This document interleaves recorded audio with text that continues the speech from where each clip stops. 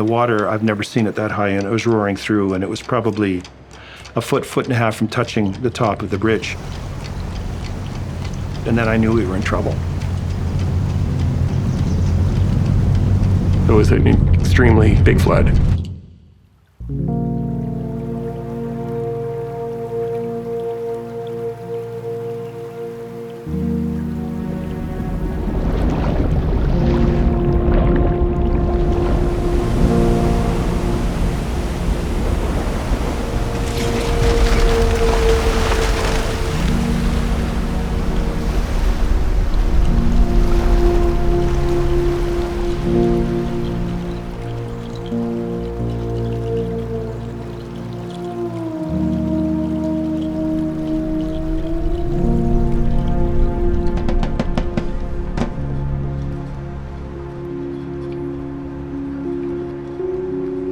We are the most beautiful place in the world, and we are at the hub of all the highway systems.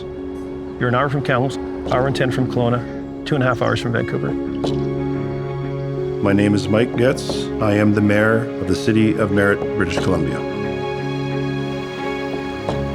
It's a beautiful place to live.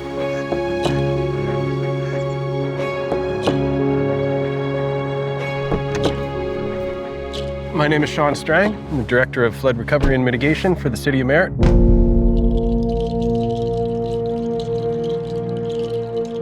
"2021 was a challenging year. After a summer of devastating wildfires all around us, Merritt was hit with another blow on November 14th when the Coldwater River burst its banks and flooded the city. During the event, it was estimated that about 640 houses were flooded. As the water receded, the daunting task of recovery began. The Merritt Flood Mitigation Team was assembled both to facilitate the recovery from the flood and to protect the town from future flooding incidents.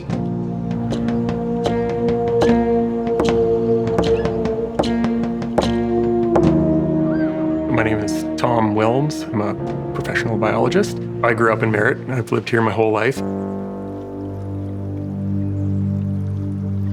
Water is very powerful. It's very dense. A cubic meter of water weighs the same as a small car. Think about in the Coldwater River, we had about 400 small cars moving downstream per second. If you think about that sort of magnitude of flow, it's a lot of energy.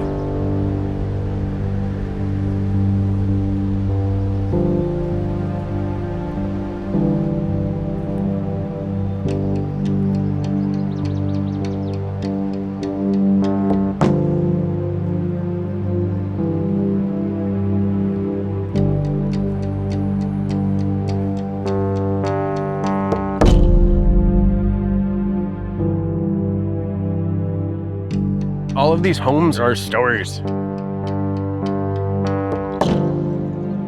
Places where people have raised kids.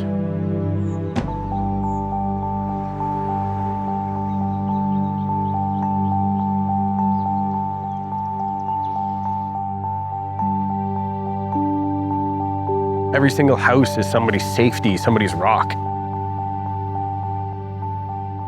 When you have a tragedy like this, it's really important to realize that there's people behind this.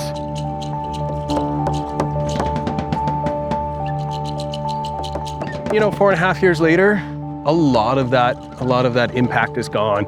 A lot of the, fences have been cleared up. When you look at the fence right behind us, there would have been debris nestled in this fence. The floodwaters would have been, chest level, shoulder level.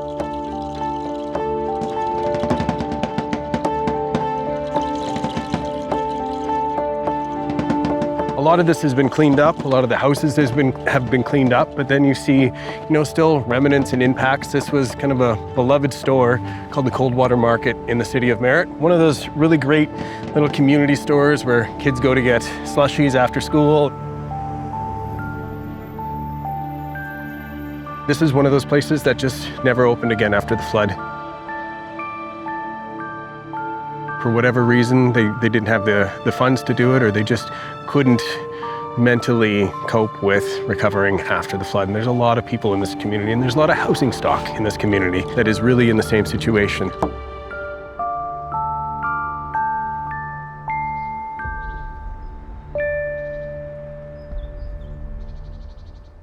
My name is Charlene Joe.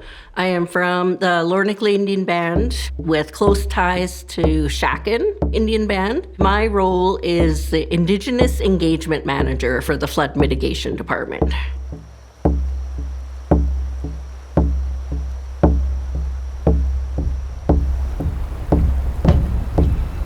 The atmospheric river flood of November 2021 hit the Coldwater Indian Band and went through Merritt, met up with the Nicola River, and then down Highway 8, which affects the Lornickley Indian Band, Nowige Indian Band, Shakin Indian Band, and then it ended at the Cooks Ferry Indian Band, and right along the Highway 8 corridor. That's a long stretch of disaster that happened during that flood.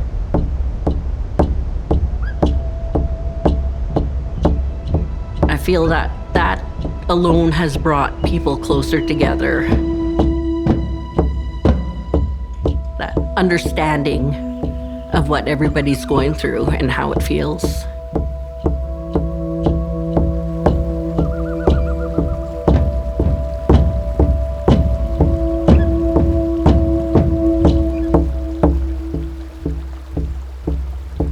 My name is actually Nick Pecto, which means waves on the water, which was given to me by my grandfather. Water to me is very important. It is us. The river is gonna do what it wants to do. It's just the way of the water. We need to all work together so we can all take care of the water.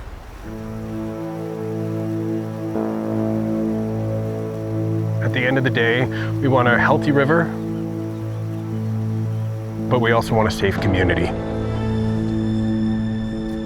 In order to achieve a safe community, in order to have people who feel safe from a future event like this, we do need to protect these 1,270 houses that are still in the floodplain.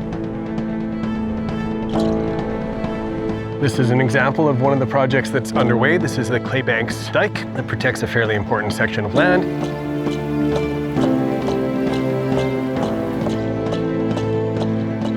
And then we will be continuing the section of dike to protect another 200 houses on this side of town.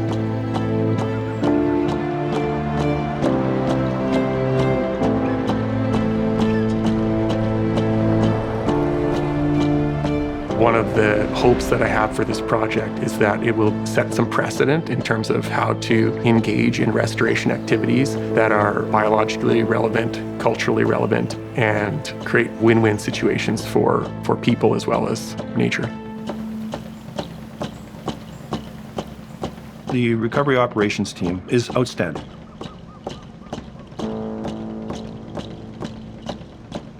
They have left no stone unturned.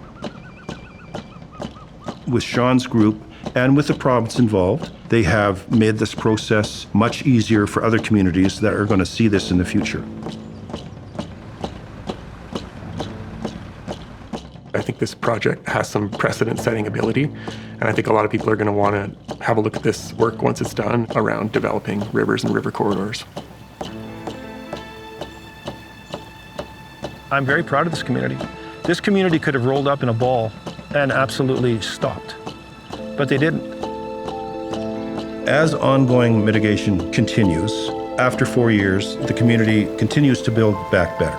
We're looking at some new growth and investment in the city, and we are definitely back on track and looking forward to continuing the growth and, of course, the healing.